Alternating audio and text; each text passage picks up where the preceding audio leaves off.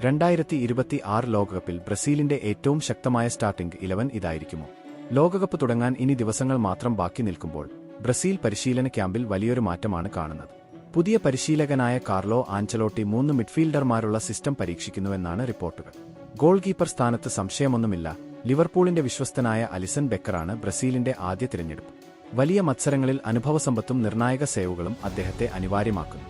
ഡിഫൻസിലേക്ക് വന്നാൽ റൈറ്റ് ബാക്കായി Wesley, centre back ജോഡിയായി Marquinhos, Gabriel Magalhaes, left back സ്ഥാനത്ത് ഡാനിലോ അല്ലെങ്കിൽ അലക്സാൻഡ്രോ. പ്രത്യേകിച്ച് ഗബ്രിയേലിന്റെ പ്രകടനമാണ് ബ്രസീലിന്റെ പ്രതിരോധത്തിന്റെ കരുത്തെന്ന് പല വിദഗ്ധരും വിലയിരുത്തുന്നു. മിഡ്ഫീൽഡിൽ ആഞ്ചലോട്ടിയുടെ പുതിയ പരീക്ഷണം ഏറെ ശ്രദ്ധ നേടുന്നുണ്ട്.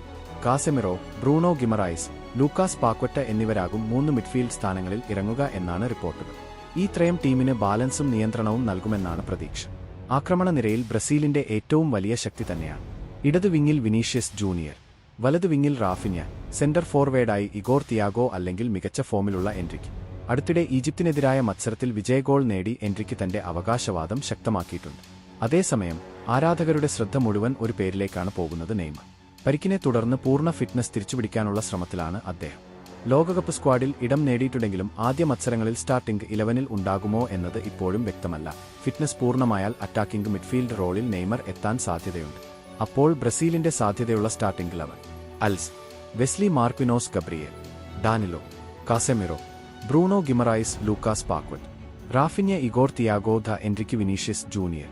5 ലോകകപ്പുകൾ നേടിയ ബ്രസീൽ 6ാം കിരീടം തേടിയാണ് അമേരിക്കയിലേക്ക് എത്തുന്നത്.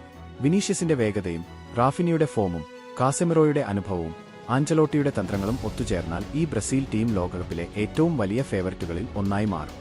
നിങ്ങളുടെ അഭിപ്രായത്തിൽ ബ്രസീലിന്റെ ബെസ്റ്റ് 11-ൽ നെയ്മർ സ്റ്റാർട്ട് ചെയ്യണോ? കമന്റിൽ പറയൂ.